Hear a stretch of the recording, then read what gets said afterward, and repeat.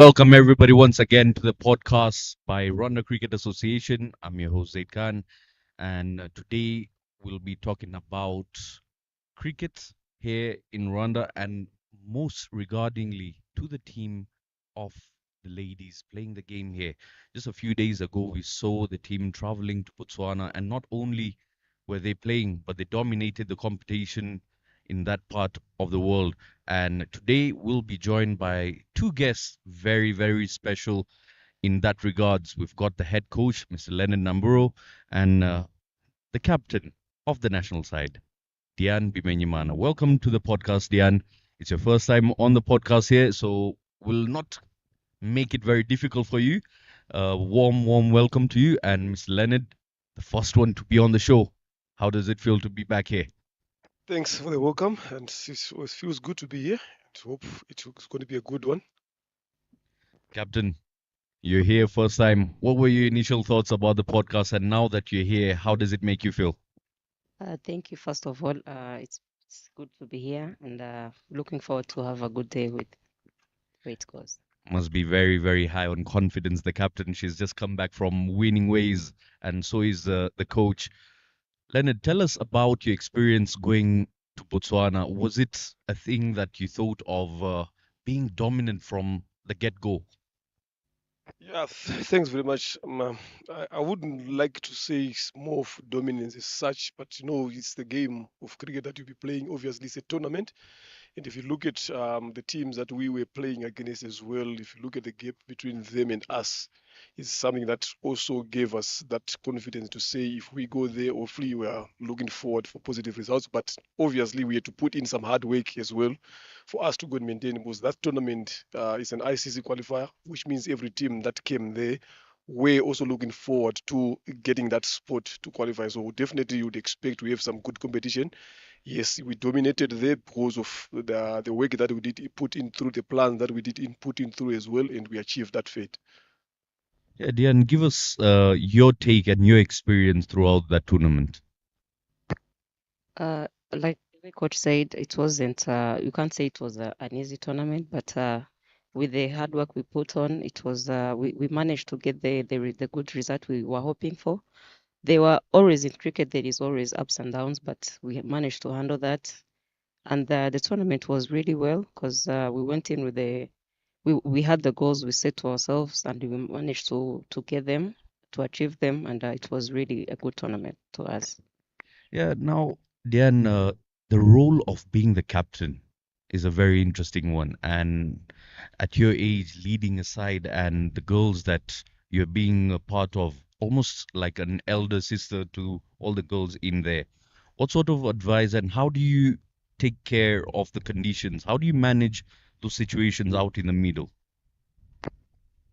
Being a captain is not an easy thing in cricket, but when you make sure that you work with the people you're leading, it becomes easy. I make sure that I get yes, I'm the captain, but I have to get the advice from the players, the ones I call the seniors. They are people who are seniors in my team, and they are those ones who are young. I'll also learn from them because in cricket we learn from everyone. There is always something that person will tell you which will help you to know the way they are, the way you handle them. So being a captain is not easy, but when you get on the pitch and you make sure that you're switched on to the moment and you make sure that everything you take a decision, it's going to be hard. Of course, no one will like the decision I take or I will take, but I have to be the leader on the pitch and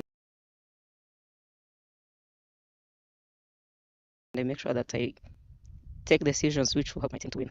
Yeah, about decision making there, Dian. As an individual, when do you find making the toughest calls are? Is it in your personal life or out there in the middle? I will say it's both because everywhere, either on the pitch or off the pitch, there are decisions we take in life which have to be hard. Yeah, lucky enough, last time around we had the Lady Empire, a very good friend of ours, Ishimwe Dian. She was here telling us about how she's not judgmental off the grounds as an umpire. But now that you've let us know about your experience out in the middle, also asking Leonard, how is it being out there with the girls, when you see things working out, of course you've got the moments of pride. But then when things don't work out, how do you take care of that situation?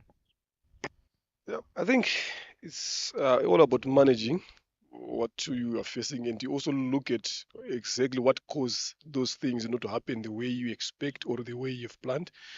You have a good communication and good understanding with the people that you're dealing with. Also find ways to say what caused that to happen.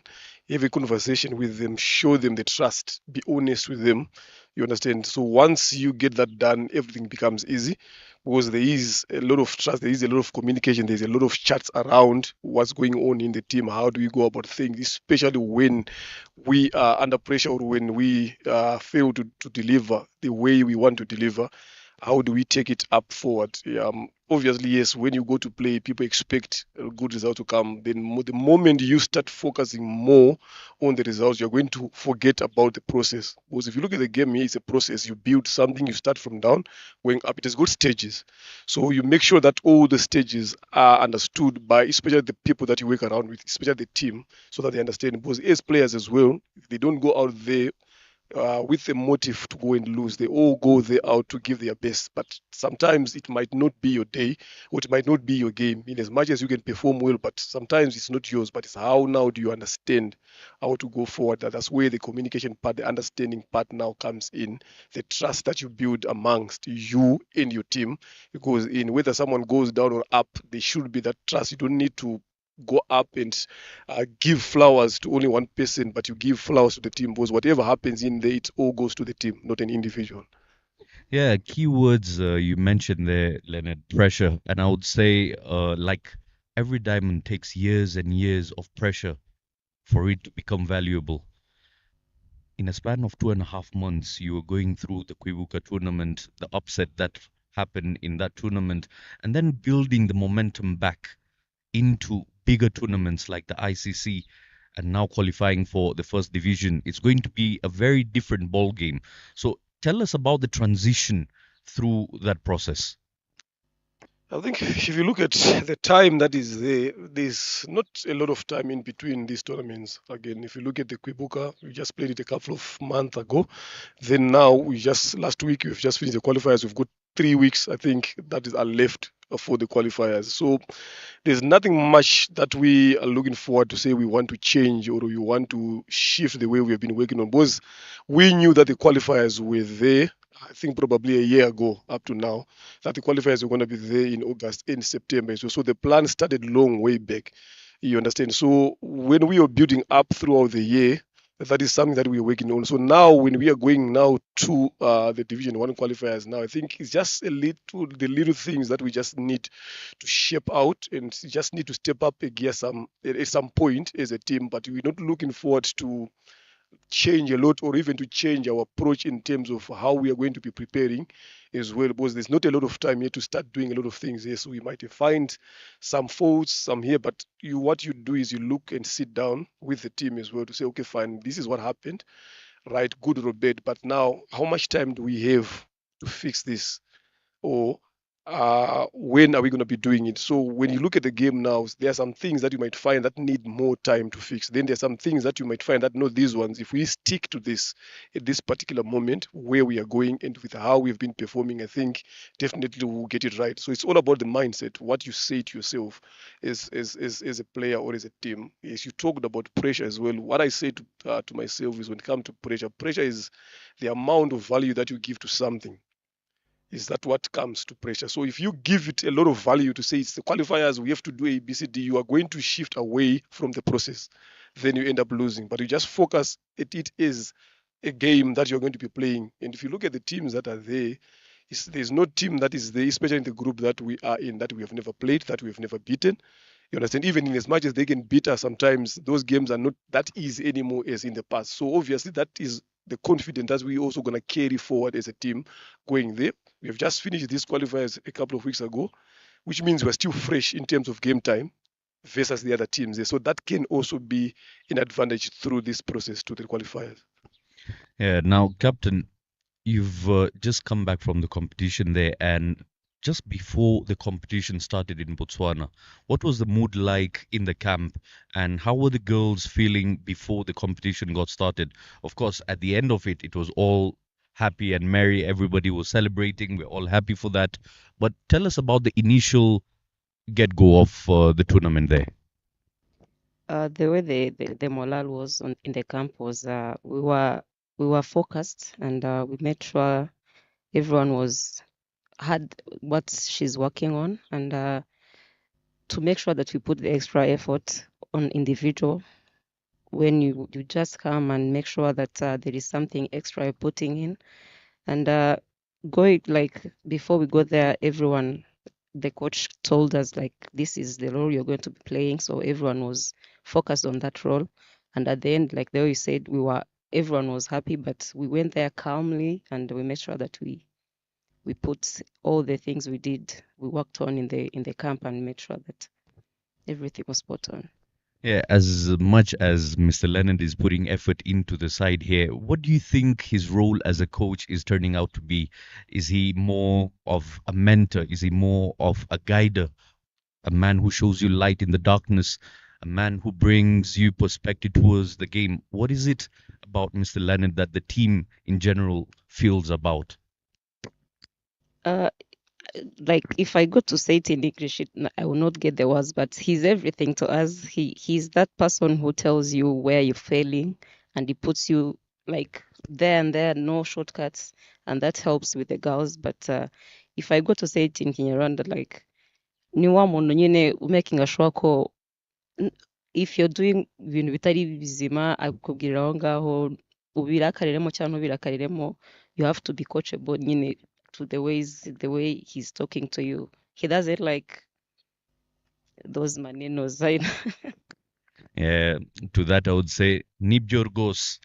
Even the little Kinyarwanda, I'll know, I'll use it.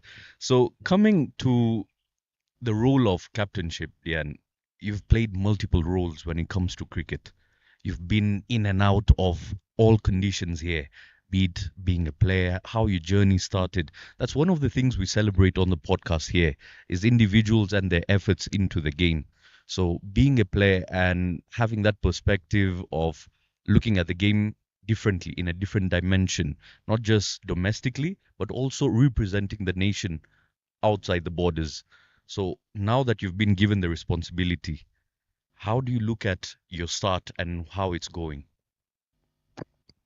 uh, I didn't know that I was going to be anywhere where I am now, because the way I started, I didn't, I didn't know that I was going to be the captain. When this man told me that, what do you think being a captain? I was like, I had doubts of myself. I was like, am I going to be able to take all the pressures from the girls and I put it on myself? Am I going to handle that on the pitch?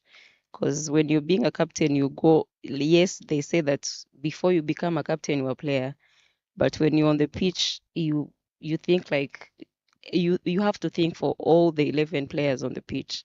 It wasn't an easy one, but at the end I'm now getting to know how I handle them. I go in as a player and I be a captain when you're going to field. But when I'm just going on the pitch as a batter, I just go there as a player. Yeah, and it's always lovely to see the amount of support you get even back from home. Leonard, I'll tell you, Diane here gets plenty of support, and also it's a very wise choice of having her as the captain because cricket talk doesn't just end at the field. She's got to go home and be a sibling. And at times I wonder if the conversation at the dining table is more about cricket or about who's in control of the remote. So we've got to find that out. She's in control of that. She comes from a cricketing family. Tell us about that pressure talking cricket with your siblings. Hey, it's never easy because we talk cricket, we eat cricket, like everything we do home is cricket. Because from all my siblings play cricket, so it's not easy. Even my dad's these days. Hey, when you don't play well, there is something that he sees where to correct you, yet he doesn't even know what's happening on the pitch, but he has something to add on what's happening. You play this, why did you do this? Why? It's not easy home, We talk cricket a lot. Hey, Yeah, Leonard, I'll ask you this thing as representing the game here. When you look back at the efforts and the effect of home, when your boys are being raised back in your home country and they watch you do such tournaments and being prolific at it, what is the feedback that you get back? Of course, we saw a few updates of you with your family and friends, enjoying the moments there. How important is it to have that positive mindset? Yep, it plays a bigger role, eh?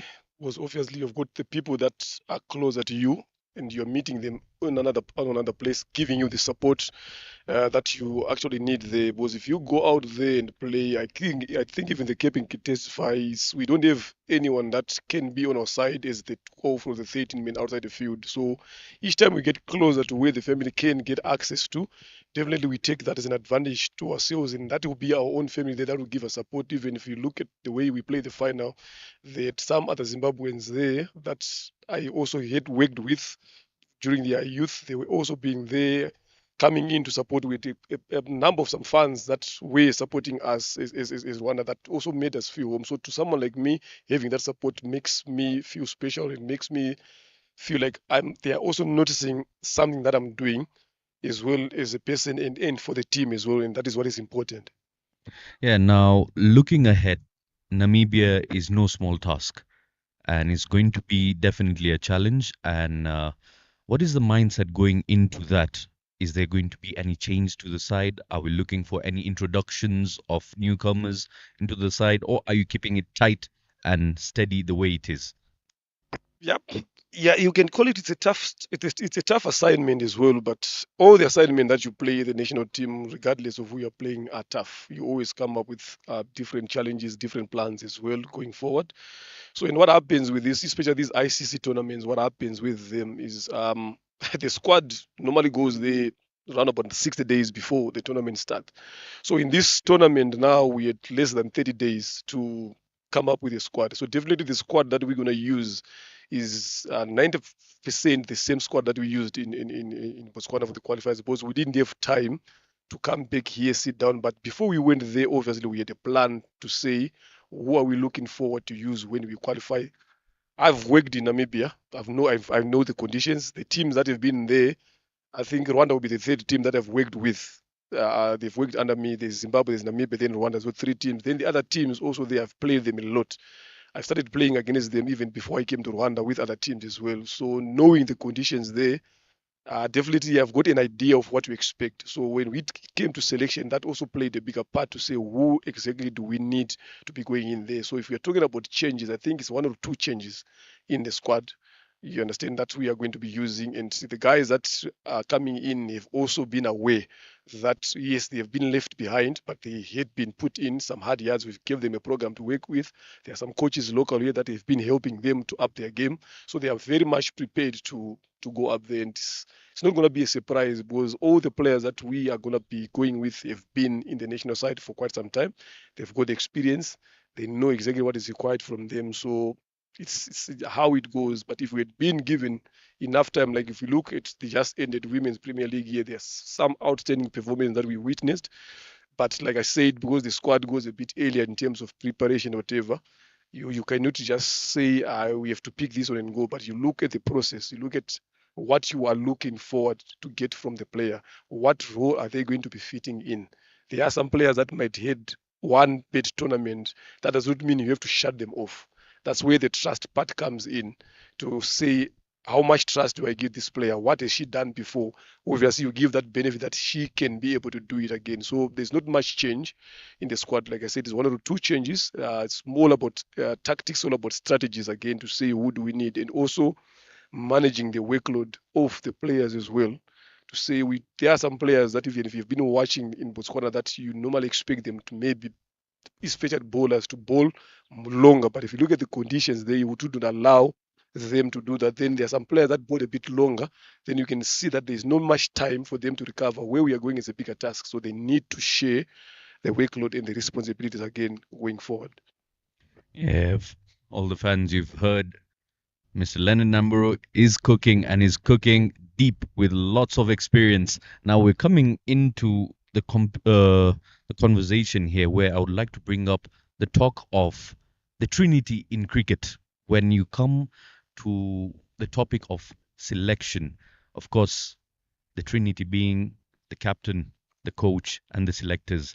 How does it get communicated, and what's the process like? Of course, it's nerve wracking when you've got talented individuals trying to bring out their best game, trying to make it to the cut of the 11 playing. Tell us about that. You can both give us your words, and of course, we'd like to also know a few names that really stand out, be it the Botswana tournament or the upcoming tournament that we might expect some powerful performances. Yeah. Okay, you come in. I'll start with the selection part there, but the selection is all about it's open, especially to the guys that work with the team every day. Obviously, the captain included. We've got now a bigger, a broader technical bench that we've got, so everyone gets in to get their ideas on basing on what they're seeing, basing on the team plan as well, because it's what starts as a plan. You understand? And the goals, what do we want to achieve, how do we achieve them? Then we look around the players that we have. Then we sit down, the captain, the assistant coach, the physio also takes part in that as well, the manager as well. Now we've got Batista coming in as an analyst as well. We sit down as that group with our players, knowing what we want to do, what to achieve. Then we select from there. Then we come up with our 11 of the game that is coming in. Even the squad of 14, it's just the same thing that comes in. Then it goes out there as the team that represent the national side. Uh, if you see if I go to talk about the person who really did well in the past tournament we had, if you see the way Belize played, the way she took responsibility with the ball, it was a very good thing. She really took control in her hands and make sure that all these young girls who are left behind are watching what she's doing. And I'm sure even on the other bowler we left behind was like, I have to do something extra to compete with this one because it's not all the games that they will all bowl at the same time. She knew that I have a big things to work on, and Belize really did a very good job there. Yeah, a few honorable mentions there by the captain. That means there's a little bit of work, just a little bit, to get you up there on the mention board. But one other thing that really was coming to my mind when I was thinking about your performance back in Botswana and the amount of games that you've capped, Diane, is how do you stay grounded? How do you manage the pressure situations you're out there in the middle? What goes through your mind, and what is it that helps you calm down? Uh, I don't think I'm that person. When I said people doesn't believe it, but I never get to that kind of much pressure when I'm out here. I don't know why, but I never get that anxious. I don't know, but when there is sometimes when I used to get a little when I'm going to bed, but I just talk to myself. There is a word I talk to myself out here. I can't say it here, but it really helps me to calm down. And just the things just helps me to maintain the performance or whatever. I just make sure that all the things I do, I get time to rest and make sure that I even put give my body to sometimes to switch off the cricket and make sure that I'm aware of it, and it really helps me. Well, okay, now walking away from cricket, how is it that you spend your time away from the game when you're trying to cool off in your regular lives? What is it that you love to do outside the ground? I'm that person who likes to be alone. I just make sure that I'm in my room. I love to sleep, so I just make sure that I'm just there in my room. No stress, no phone, just switch off completely, and I be alone in my room. Well, as the comments start coming in right after that remark by the captain, I'm pretty sure all the friends and the families also watching this show, they will have a thing or two to say about that. But do tell us, know about your experience away from the pitch. What is it that keeps you going? I've been in this for quite some time. I think it's taken most of my life in the game. I've been there for long enough, I think. So I'm just someone that will just after the game, you know, gets.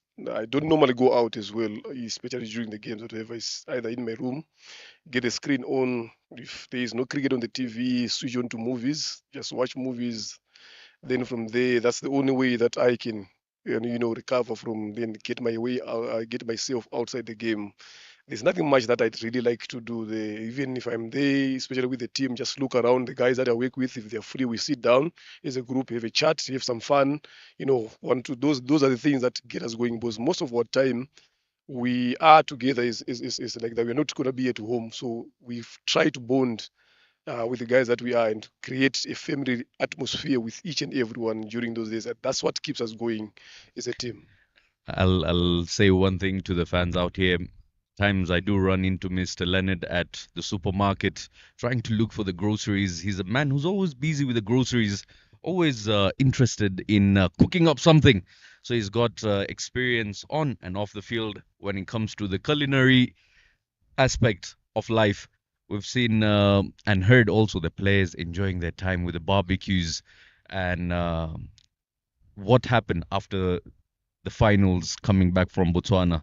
You guys have a nice one burnt out. Yeah, definitely. We had a good one, but this time we had to change the venue because we had to welcome, Adele, the assistant coach, just joined us a few months ago. So after that, we just planned as a team, and that has been our culture.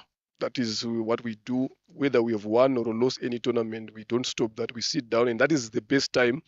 That way, we sit and reflect without pressure, without thinking about a lot of things, because everyone has got the freedom to discuss in that environment. If we sit after the game in the changing room or in any room there, the tension is always there. But after tournament, we find a way we visit each other as a team. We go, so we had to choose that his place. It was the first time to welcome him as well as a team. And he's just gotten a new baby as well. So it was as a team, we just said to ourselves, let's take this opportunity. We want to welcome him, the baby, and also to um, appreciate the work that he has put in through to achieve whatever what we have achieved, and that is something that has kept us going as a team since I joined these guys, and that is something that we really cherish and we value as a team. Whether we are going down or not, we don't stop doing those things. But like I said, that is what creates the bond. We are a family. Now, yes, we like I said, we spend a lot of time together in the ground, but we say to ourselves, look, even outside, this thing has to continue. Even myself, I don't really spend a day or two without having texts of players checking to say, Coach, how are you doing? Back then, if you see a player texting, obviously she wants to ask about something. But nowadays, you can just know that this is just a normal greeting, and that has been a culture. Even the girls, they look after each other very well wherever they are. Even if you give them off, definitely you find one or two of these girls visiting each other. So that's something that also kept them coming in. Even when the results come there, it's not all about skill. It's all about that culture, that bond that we have created as a team, so that it also allows them to have freedom to each other, to understand each other better on and off the field. Then when they go out there, they exactly know exactly what they want to do, and they'll do it there.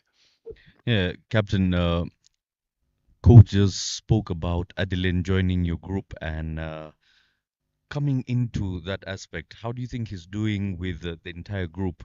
With the first tournament being Kwibuka, that was heartily tournament for him. But now that he's tasted success with your group, how do you think he's merging with the players? How do you think he's doing with the players? Uh, he's doing very well because it's not we called it's the first time with the all the 14 players with the national team, but he used to be the ones who there are few people who are in the national team who he coached and brought in the national team. So it wasn't the first time to work with the girls, and he brought that in the national team and made sure that he continues where he left those ones who came in here because we were working with the boys, but he adjusted quickly and he took us like it was if you see the way he was working with the girls, you can't say that it was the first time working with us because I'm sure everyone they were where they met and he coached them, so it wasn't the first time and he really adjusted quickly and it went well. Yeah, like Coach mentioned just previously, very recently he became a father as well. So we wish him all the best for his fatherhood. And now for the next part of the podcast, we'll move into some questions that have been asked by the fans and people who've been following very, very closely. So it'll be a question to the both of you. All right. I need a joined answer from this. What music do you guys play in the dressing room? Find a I think she knows playlist. better. She knows better. There is we have uh the last tournament we had too. It was I don't know if it's from South Africa or Botswana, but it was from those areas. Who's the DJ? Who's the DJ in the group? It's Melvey. Okay, Merve. Shout out to Merve for being the best DJ in the group there. And okay, second question. If you weren't a coach or a cricketer, what would you have been doing? I think would have been a full-time farmer because that has been a part of our family thing. So before I made it up into coaching, I was just doing it as part-time.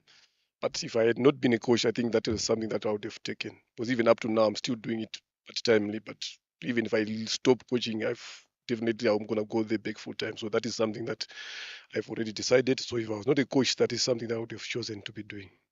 Yeah, just along the lines of growing the crop. See what you did there.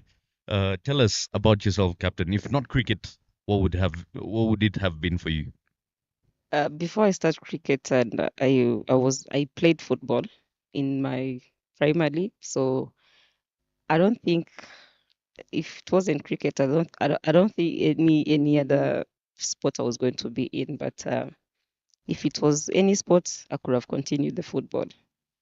Like they say in cricket, protect your legs. So she came straight off, leaving that big ball and to the leather. Now, for the third question, this has to be a joined one. I would say, Coach, what's the funniest moment that happened on your tour to Botswana? The funniest incident you might want to bring out. I think if you've been following us, I think the one that it was freezing.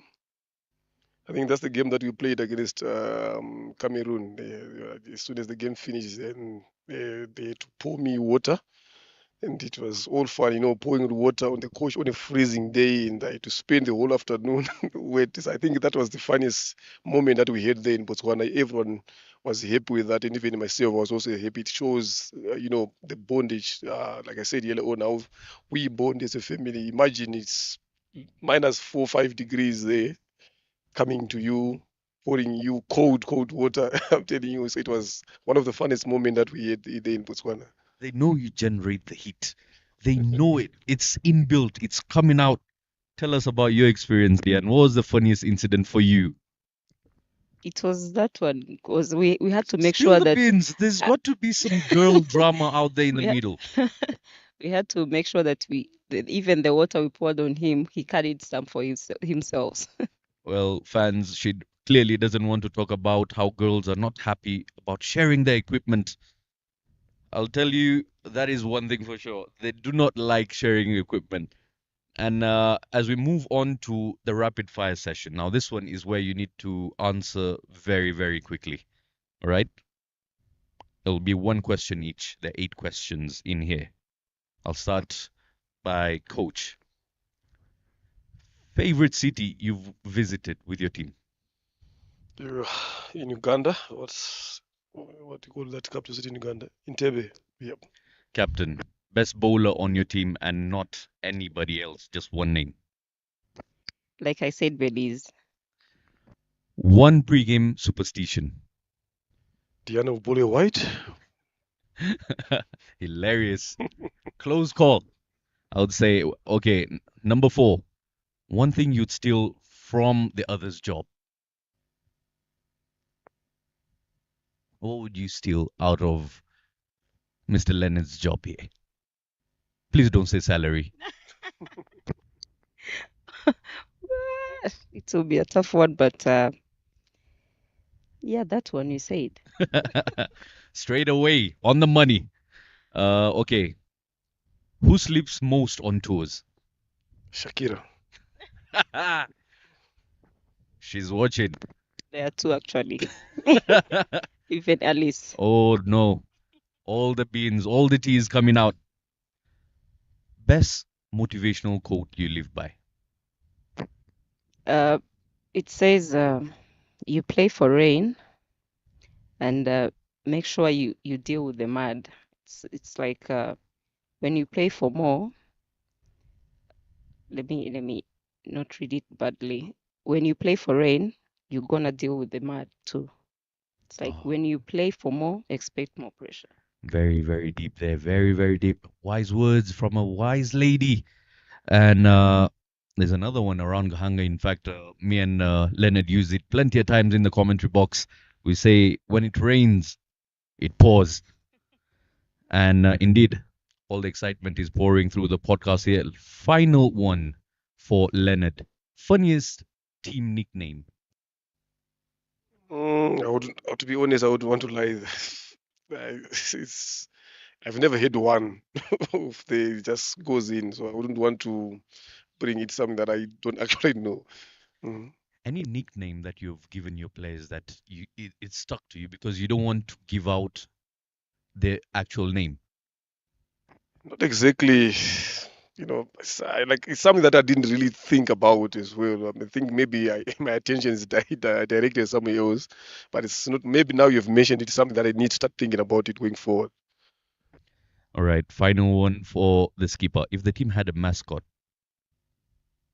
what would it be? That one also we'll have to name it again in the next podcast because for now we don't have one. RSA, if you're listening to this, we need a silverback costume very, very soon. All right, and now it's time for the next segment, which is captain versus coach. Now, what happens in this, we're going to have a mini debate about who has a tougher job, the person out in the middle or the one who's responsible for preparing them. Be honest, no sweet talk here. Uh, what I can say is it depends, but um, me as someone who leads, I think it's tougher in such a way that, especially when the team does not perform well. You understand? That's where a lot of things directs to the coach. It doesn't go to the players.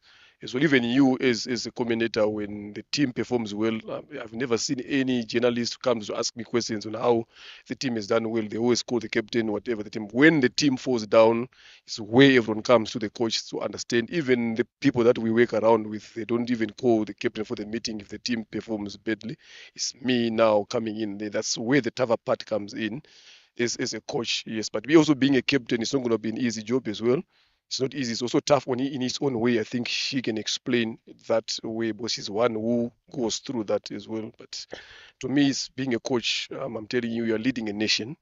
Obviously, they expect results from you. And like in the case of someone like me, look, it's I came here to work with the team. So at some point, you'll be like, look, I'm leading a team that is not my native country now. If they have failed, which means I failed the whole country, how do I face these people? So it's tough, but it's our job. But sometimes you think about it deeper when the team feels down and say, hey, I failed the country. So that's how tough it is. Imagine you're getting off the airport. There, everyone knows the news has been spread. How do you face with them? You go to a supermarket, everyone knows that this is the one that made the team fail to qualify. And how do you carry on forward? So that's the tougher part about it. That I feel like coaching is a bit tough. But it's also captain is a bit tough. Again, that she will answer herself there. Yeah, very unique and amazing, I would say, take on that, Leonard, because I always feel, like you said, I've thought of it as well. Why is it that the coaches don't get interviewed when side goes down? And that is something we'll have a deep talk about very, very soon. But Dian, tell us, he's just told us he takes a flight to come to your country and take the load for your side. Please defend yourself. Being a captain is also not an easy job because I'm the one who takes like hard decision on the pitch. I might go in with the plan he gave me, but when I see something is not working, I change it quickly and I make sure that when I go back there is questions to be answered. But even being a captain is not easy. So Yes, he said that coaching is, I know, but captaincy is very hard job to do. But I also take flowers, but it's also not easy. As a lady, she'll never say no to flowers. And now, as we come to the final words of the podcast here, Leonard and Diane, please tell us how your experience has been. And this has been one of the most exciting and inspiring episodes of the podcast. So, as you take a leave here, give us a few words for how the fans should be engaging more into cricket and the effect it has in general. And also build up all the followership for the upcoming tournament, all the support that you need to gain for that competition. Give us your final words here. uh, yeah, this podcast is it's really helping because the chat we're having here, we don't get to talk it outside everywhere, but when we get this, even the fans get to know what's happening in the team, how things are going. This is a very good thing, and hope to it continues. Not even to the coaches and captain, even the players needs to be here and say something which are going on in their lives and whatever. So the things we expect from the fans in the upcoming tournament, they've been working with us. They never stop supporting us, but we now is where we need it more because where we are going is even harder than where we came from. So we need all the supports they can give us. Yeah, definitely. She said it all. The support is needed. I think everything, the coverage, and what you guys are also doing is a fantastic job there. You're helping out in making sure that the game becomes popular. It's known across Rwanda and across the borders. Even here, again, if you see when the game of cricket is being played, you see a lot of fans coming in to watch now. They've realized that there is a cricket ground there. There's a lot of action that happens there. So I think they just need to rally behind the team, expect the best from them as they go out there to represent. Obviously, they've got one thing to achieve there, definitely qualifying. So we really need everyone to rally behind them, give them as much support as they need, and keep supporting them as we go through that journey. Well, fans would like to thank them very, very much for being part of this podcast and providing us the insight of what is going on in the background as they head to Namibia. We wish Team Rwanda all the very best and bring out all your very best. Plenty of well wishes here in Rwanda will be watching, and also support will be there wherever you go, be it in Namibia or any other country. And now, for the followers and the people who've been following the podcast, we thank you for all your followership and all the comments and sharing the videos. That is what encourages us and motivates us to bring out more and more content. Signing out is Zaid Khan.